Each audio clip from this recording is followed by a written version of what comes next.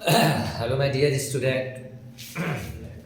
तो आज से हम आप लोगों के लिए जैक बोर्ड के लिए 12th जैक बोर्ड के लिए कुछ इम्पोर्टेंट एमसीक्यू आप लोगों के लिए बताएंगे। जैसे कि आप लोग देख रहे होंगे कुछ यहाँ पे पेपर दिया गया है, तो हम लोग पहले डील करेंगे। हम लोग कल क्वेश्चन डिस्कस किए थे, ऑब्जेक्टिव क्वेश्चन डिस्कस किए थे, जिसमें से आपका ये सब क्वेश्चन था। ये सब क्वेश्चन को सारा डिस्कस किया गया था। जैसे हम लोग 1 से 10 तक क्वेश्चन डिस्कस किए थे पिछले क्लास में। हम लोग 1 से 10 क्वेश्चन डिस्कस किए थे। आज जो हम लोग कोशिश करेंगे 10 to 25 क्वेश्चन को डिस्कस करें। एमसीक्यू कैसा रहेगा क्वेश्चन? एमसीक्यू। तो चलिए हम लोग स्टार्ट करते हैं। 10 से 11 से स्टार्ट करते हैं। चलिए 11 से स्टार्ट करते हैं हम लोग। क्वेश्चन नंबर 11 को देखते हैं। देखते चलिएगा आप क्वेश्चन नंबर 11 को। क्वेश्चन नंबर 11 में क्या है? क्वेश्चन नंबर 11 में है सामान्य गर्भ की पहली गतिशीलता। हमको नहीं पासवर्ड पता, पूछ लो, अंदर पूछ लो बता दो। सामान्य क्या लिखा है? सामान्य गर्भ की पहली गतिशीलता गर्भावस्था के किस माह में होता है? क्वेश्चन पूछ रहा है जो माँ के यूटेरस में जो बच्चा होता है, माँ के यूटेरस में जो बच्चा होता है, वो बच्चा कितने माह में अपने माँ के अंदर गति करता है, यानी घूमता है कितने माह में? तो इसका आंसर होगा 5वें माह में। किस माह में? 5वें माह में बच्चा जो है पहली बार अपने माँ के गर्भ में क्या करता है? गति करता है। तो याद रखना ही वाला। क्वेश्चन नंबर हम लोग 12 देखते हैं। क्वेश्चन नंबर 12 क्या है? ध्यान समझिएगा। पुरुषों द्वारा अस्थायी तौर पर गर्भावस्था रोकने के लिए निम्न में से किस तरीका का प्रयोग किया जाता है? क्या क्वेश्चन पूछा है? पुरुषों द्वारा अस्थायी तौर पर यानी परमानेंट अगर आपको गर्भावस्था को रोकना है तो आपको क्या करना चाहिए? नसबंदी करना चाहिए, ट्यूबिकोटॉमी करना चाहिए, वैद्याकरण करना चाहिए, चिकित्सिक सगर्भता समापन करना चाहिए। तो इसका लिखा है इंग्लिश में, which of the flowing method use to prevent pregnancy in male, यानी मेल में परमानेंटली हम प्रेगनेंसी को कैसे रोक सकते हैं? तो इसका आंसर होगा, क्या होगा? भास्कोटॉमी। अब आता है सर भास्कोटॉमी कैसे याद रखें? एकदम सिंपल है। लड़का का जो सीना होता है, जो होता है कैसा शेप होता है? भी शेप होता है। लड़का का सीना कैसा शेप होता है? भी शेप होता है। इससे याद रखेगा, भास्कोटॉमी को याद रखना है। चलिए अब हम लोग डिस्कस करते हैं, आगे बढ़ते चलते हैं, समय कम है। तो चलिए हम लोग देखते हैं क्वेश्चन नंबर 30। क्वेश्चन नंबर 30 में है, निम्नलिखित में कौन सा यौन संचारित रोग पूर्णतः उपचार योग्य है? यानी यौन संचारित रोग को पहले समझिए। यौन संचारित रोग होता क्या है, पहले इसको समझिए। यौन संचारित रोग होता है यौन के दौरान, यानी यौन मतलब क्या बोलेंगे? संभोग के दौरान जो बीमारी फैलता है, संभोग के दौरान जो बीमारी फैलता है उसको हम लोग क्या बोलते हैं? लिंग संचारित रोग बोलते हैं या यौन संचारित रोग बोलते हैं। अब आता है कौन सा उपचार मतलब योग्य है, मतलब हम लोग ठीक ठाक कर सकते हैं। इसमें से देखिए हेपेटाइटिस बी है बाबू। हेपेटाइटिस बी को आप प्रॉपर तरीके से आप नहीं ठीक कर सकते। एड्स के बारे में भी सुने होंगे कि एड्स बीमारी को हम लोग खत्म नहीं कर सकते हैं कभी भी। जेनेटल हेर्पिस भी सुने होंगे, इसको भी परमानेंटली ठीक नहीं कर सकते, लेकिन हम लोग सिफिलिस को कर सकते हैं ठीक। तो इसका आंसर क्या हो जाएगा? इसका आपका आंसर हो जाएगा सिफिलिस। क्या आंसर हो जाएगा इसका? इसका आंसर हो जाएगा आपका सिफिलिस आंसर हो जाएगा। चलिए अब हम लोग नेक्स्ट क्वेश्चन पढ़ते हैं। तो आप लोग स्क्रीनशॉट लेना चाहते होंगे तो कोई स्क्रीनशॉट ले लें। तो चलिए हम लोग पेज को पलटते हैं। अब लोग आते हैं क्वेश्चन नंबर 14 में। किसमें आते हैं? क्वेश्चन नंबर 14 में आते हैं।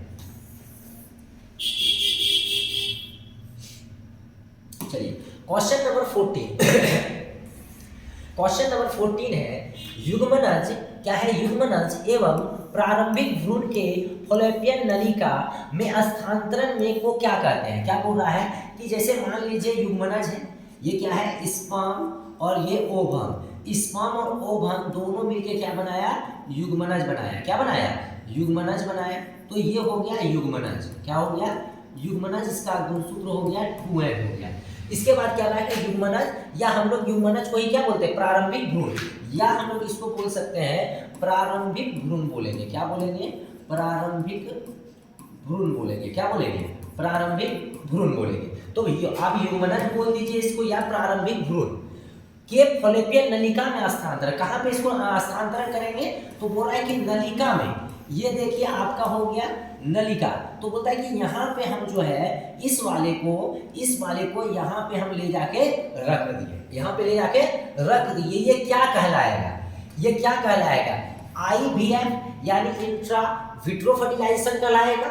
दूसरा है ET यानी इम्ब्रियो ट्रांसफर कहलाएगा, या तीसरा है ZIFT, या चौथा है आपका IUT। इनमें से क्या होगा? तो इसका आंसर होगा जायगोट इंट्राफोलेटियन ट्रांसफर। क्या होगा इसका?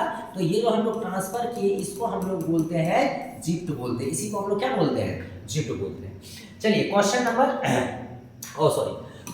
हम लोग आते हैं क्वेश्चन नंबर 15। क्या है? क्वेश्चन नंबर 15 को देखते हैं। क्वेश्चन नंबर 15 में दिया गया है,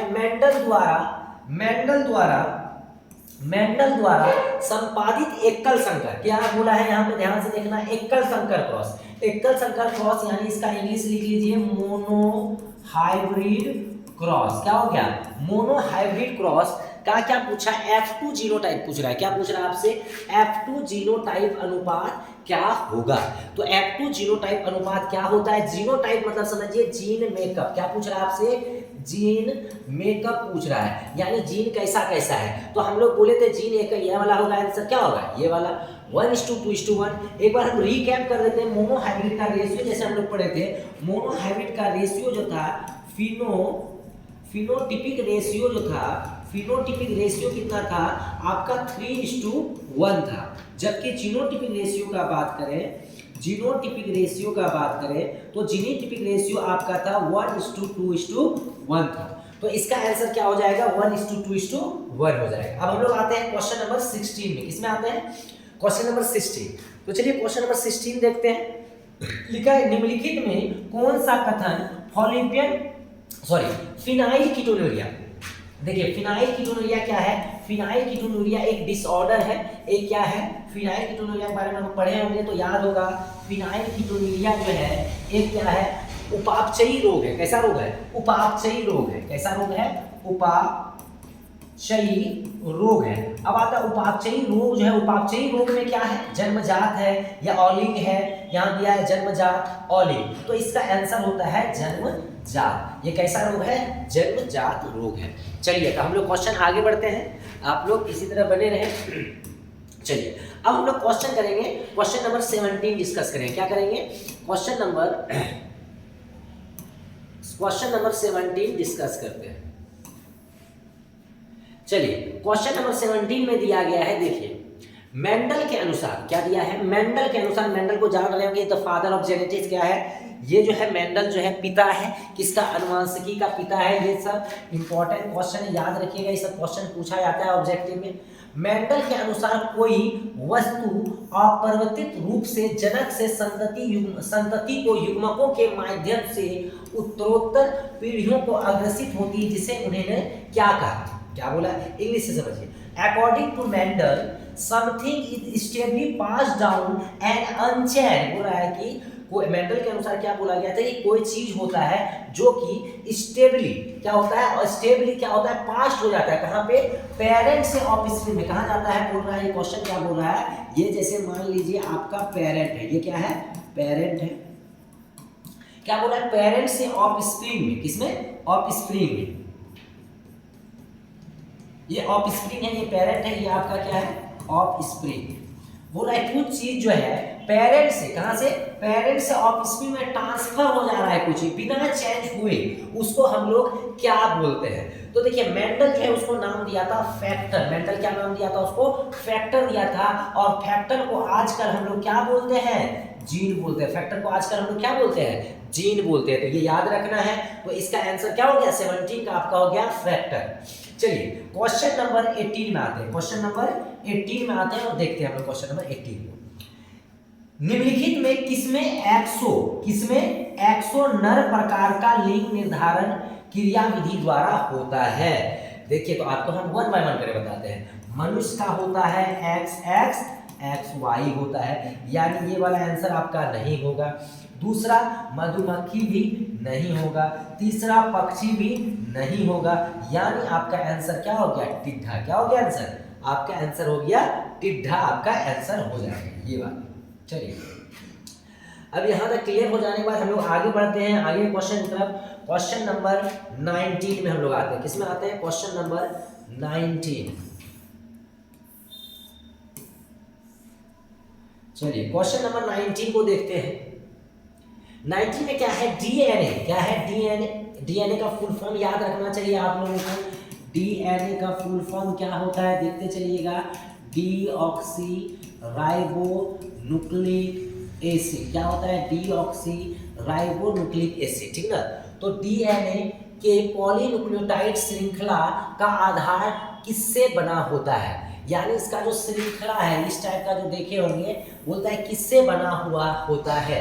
इंग्लिश में लिखा है backbone of polynucleotide chain DNA composed of each of the flowing. तो हम जैसे बताए थे इसमें जो रहता है क्या रहता है बाबू? शुगर और